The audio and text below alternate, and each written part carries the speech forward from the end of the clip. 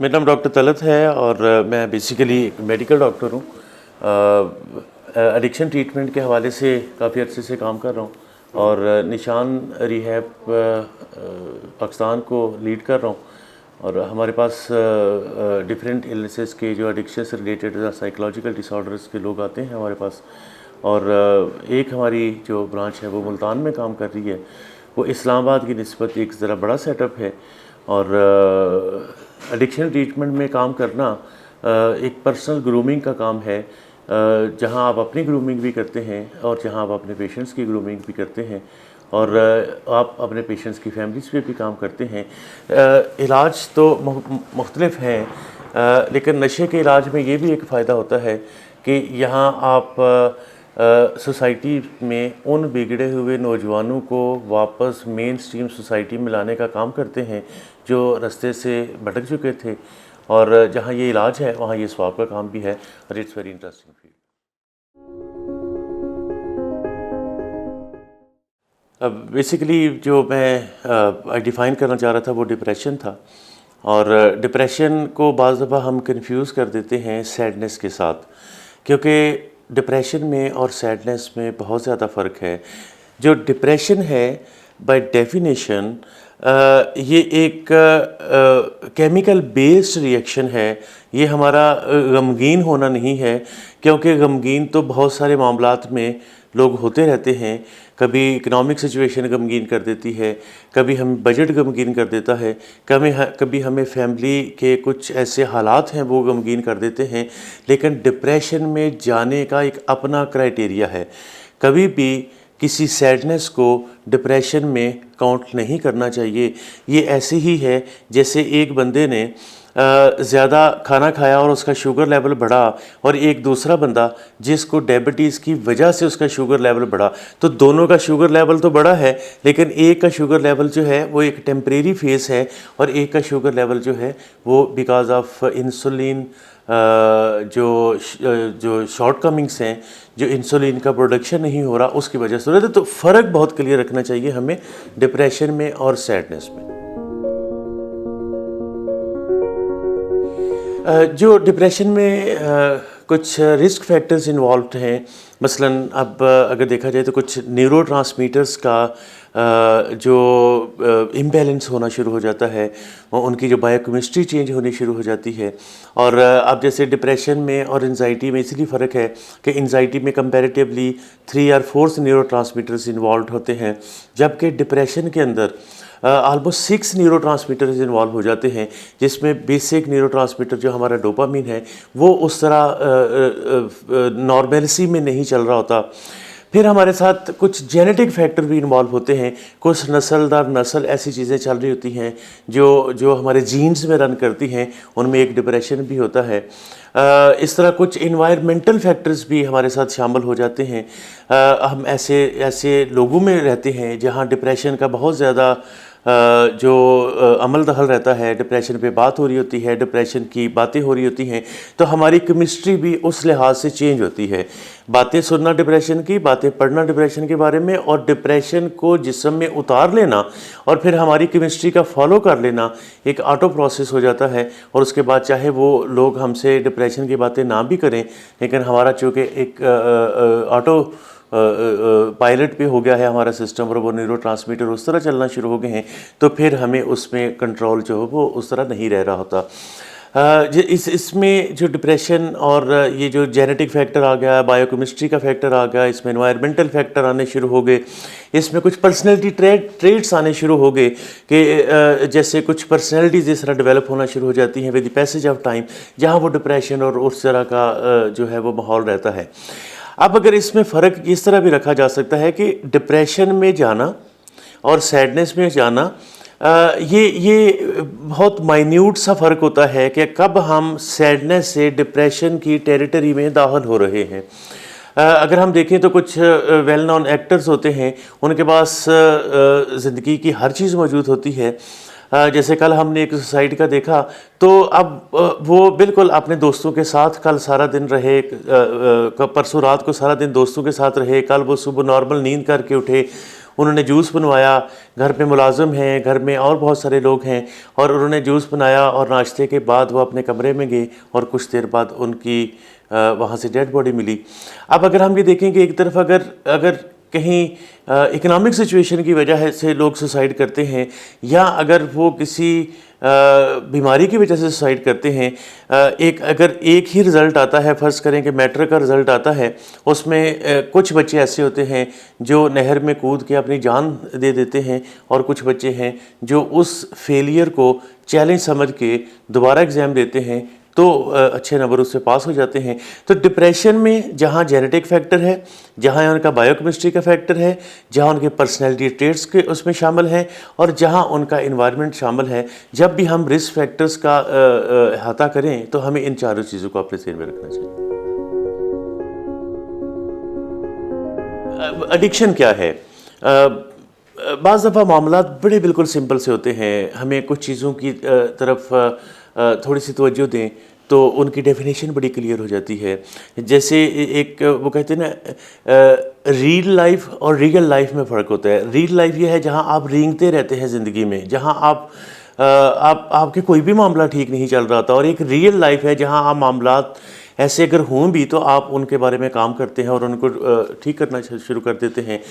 Addiction जो है इसकी डेफिनेशन बड़ी क्लियर रखनी चाहिए। हर नशा करने वाला बंदा एडिक्ट नहीं होता, हर शराब पीने वाला इंसान अल्कोहलिक नहीं होता, हर स्लीपिंग पिल्स लेने वाला इंसान स्लीपिंग पिल का एडिक्ट नहीं होता। क्योंकि एडिक्शन की अगर हम एक एकेडमिक डेफिनेशन हम देखते हैं तो उसमें यह है कि जब डिपेंडेंसी आनी शुरू हो जाती है, जब हमें अपने टाइम, प्लेस, पर्सन, क्वांटिटी, इन चीज़ों पे कंट्रोल नहीं रहता, तो जब उस पर हमें कंट्रोल नहीं रहता तो फिर हम कहते हैं कि ये एक एडिक्शन में वो चली गई है बात।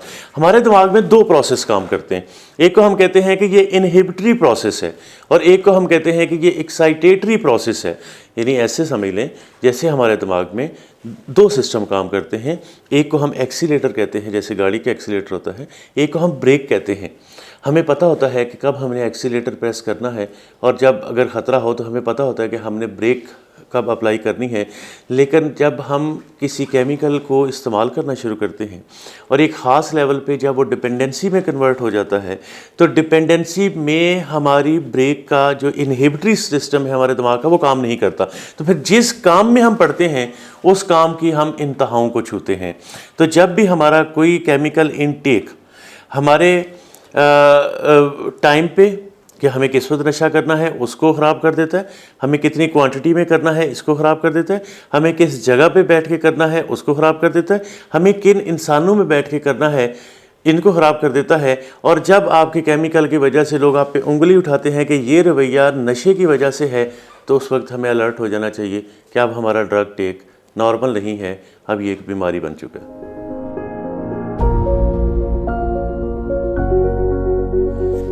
रिस्क फैक्टर्स क्या इन्वॉल्व हैं ट्रीटमेंट के अंदर, उस पर अब देखें, एक अक्सर आप सुनते रहते हैं कि एडिक्शन ट्रीटमेंट होता कैसे है।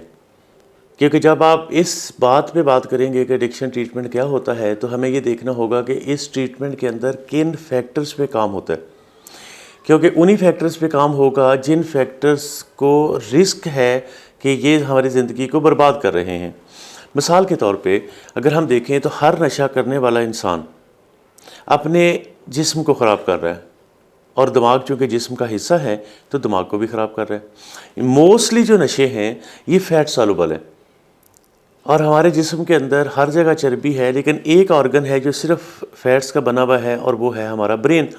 तो ब्रेन में ज़्यादा डिपॉजिट होते हैं, और ब्रेन में भी जब डिपॉजिट होने शुरू होते हैं तो जो फर्स्ट ऑर्गन है, जो ब्रेन के अंदर जो फर्स्ट साइट है हमारी, जो जिसे हम अमेगडाला कह रहे होते हैं, तो अमेगडाला पहले इन्वॉल्व हो जाता है। और अमेगडाला का आप सबको हमें अंदाज़ा है कि ये हमें ख़तरों से इन्फॉर्म करता है, ये हमें इतला देता है कि हमें किस वक्त प्रोटेक्टिव होना है, ये हमें इतला देता है कि किन चीज़ों से हमें बच के रहना है। तो पहला हमारा हिस्सा वही इन्वॉल्व हो जाता है। तो नशे का खेल जब भी रचाया जाएगा घर के अंदर, इस जिस्म के अंदर, तो पहले हमारा दिमाग और जिस्म ख़राब होगा। तो नशे के इलाज में जब हैं तो वो यही प्रोसेस रिवर्स में चलता है, जिसे हम डिटॉक्स का प्रोसेस कहते हैं। तो फिर वो डिटॉक्सिफिकेशन का प्रोसेस चलता है, और डिटॉक्स एक्चुअली जिस्म के अंदर से डर्टी फैट्स को निकालने का नाम है। और हर नशे का एक अपना डिटॉक्स का पीरियड है, लेकिन मोस्टली जो है वो 2-3 वीक्स में एवरेज इंसान जो है वो डिटॉक्स हो जाता है। जो सेकंड चीज़ इन्वॉल्व हो जाती है एडिक्शन ट्रीटमेंट के अंदर, वो उनके फैमिली रिलेशनशिप है। हमारे नशे के मरीज़ के घर में किसी भी इंसान के साथ नहीं बनती, और ना इनकी बनती है और ना ही उनकी इनसे बनती है, और दोनों की अपनी अपनी वजूहात हैं। हमारे मरीज़ की वजह केमिकल है, और हमारे फैमिली मेम्बर्स की वजह जो साइकोलॉजिकल है, क्योंकि उन्हें बहुत सारी उम्मीदें तमन्नाएँ उन पे लगा रखी थी जो पूरी नहीं हुई, और उस वजह से, और फिर एक बच्चा सामने नशे की वजह से ना तालीम हासिल कर रहा है, ना ही नॉर्मल रवैये रख रहा है, तो वो बर्बाद हो रहा है, तो उनके रवैये इस वजह से ख़राब हो जाते हैं। तो जब ट्रीटमेंट में आते हैं तो फैमिली को ट्रीटमेंट में लेके आया जाता है along with the patient. Patient detox में से गुजर रहा है, फैमिली जो है वो अपनी काउंसलिंग में से गुजर रही है, ताकि फैमिली को भी एक सेल्फ इस्टीम के लिहाज से नॉर्मलसी के सामने लाया जा सके। क्योंकि फैमिली एक अपने दुख या अपने इंतकाम में भी पहुंच जाती है कि इस बच्चे ने हमें चूँकि बहुत तंग किया है तो इससे इंतकाम लेते हैं। तो ट्रीटमेंट इंतकाम का नाम नहीं है, ट्रीटमेंट इज़ ट्रीटमेंट। ना ही हमारा मरीज़ क्रिमिनल है, क्योंकि क्रिमिनल लोग जेलों में जाते हैं, बीमार लोग डॉक्टर के पास आते हैं। तीसरी चीज़ जो नशा करने से ख़राब होती है वो उनकी सोशल लाइफ है। हमारा पेशेंट कभी किसी गमी खुशी में भी नहीं जाता, फैमिली मेम्बर्स को उनके बिहाफ बहुत सारे झूठ बोलने पड़ते हैं। हमारा पेशेंट जो है वो अपनी हेल्दी सोशल लाइफ कायम नहीं कर सकता। वो तो बहुत, अगर देखा जाए, वो तो जुमा पढ़ने भी नहीं जा सकता, क्योंकि उसको लोगों को फेस करना मुश्किल होता है। और अगर उस वक्त ड्रग का जो क्रेविंग भी हो और कोई ना कोई विड्रॉल सिम्टम भी हो तो उस वक्त वो वैसे भी दूसरों का सामना नहीं कर सकता। तो इस वजह से जो उनकी सोशल लाइफ ख़राब हो जाती है। जब पेशेंट ट्रीटमेंट में आता है तो उसकी सोशल लाइफ पे काम होना ज़रूरी होता है, जहाँ सोशल वर्कर्स इस्तेमाल हो जाते हैं, वो उनको मोटिवेट करते हैं। फोर्थ पे हमारे जो पेशेंट है, जब वो नशा करते हैं तो उनकी प्रोफेशनल लाइफ ख़राब हो जाती है, उनका कोई भी हेल्दी अर्निंग सोर्स नहीं होता। और अगर वो स्टूडेंट हैं तो वो तो अपने स्कूल कॉलेज बंक करते हैं, और उसमें प्रॉपर उनकी हाज़िरी भी नहीं होती, और बाद में फ़ेल होते रहते हैं। तो ट्रीटमेंट के अंदर यही उनकी कैरियर काउंसलिंग या उनके एजुकेशन वाइज उनकी काउंसलिंग। 5वें नंबर पे जो चीज़ बर्बाद हो जाती है नशों के इस खेल में, वो उनकी स्पिरिचुअल लाइफ है, वो उनकी रूहानी ज़िंदगी है। झूठ बोलना, धोखा देना, चोरियाँ करना, ये मामूल हैं, क्योंकि जब नशे की तलब होगी तो फिर वो किसी भी बैरियर को तोड़ देंगे अपना नशा हासिल करने के लिए, चाहे उन्हें चोरी करनी पड़े। लेकिन जब वो ट्रीटमेंट में आते हैं तो फिर यही स्पिरिचुअल लाइफ उनको जब सच बोलने पे ले आती है, जब उनको फैमिलीज़ के साथ कंड्यूसिव होने पे ले आती है, जब वो माशरे का एक कारामद फ़र्द बनने की तरफ ले आती है, तो यही हमारे मरीज़ जो हैं ये एक बहुत अच्छे कारामद शहरी बन जाते हैं। ट्रीटमेंट कभी भी ट्रीटमेंट सेंटर में पूरा नहीं होता। हम डॉक्टर्स उनको एक ख़ास लेवल पे जाके माशरे का हिस्सा बनाते हैं, रीइंटीग्रेट करते हैं, फिर ट्रीटमेंट उसको फॉलोअप का पीरियड ले आती है, ताकि पेशेंट कुछ ना कुछ दिनों के बाद हमारे पास आता रहे, ताकि एक चेक रहे पेशेंट के ऊपर कि कहीं उसको माशरे की उन तत्ती हवाओं ने वापस कहीं नशे में तो नहीं ले गए। तो फिर ये प्रोफेशनल उनको साथ साथ मोटिवेट करते रहते हैं ताकि वो नॉर्मल लाइफ में वापस आ जाए।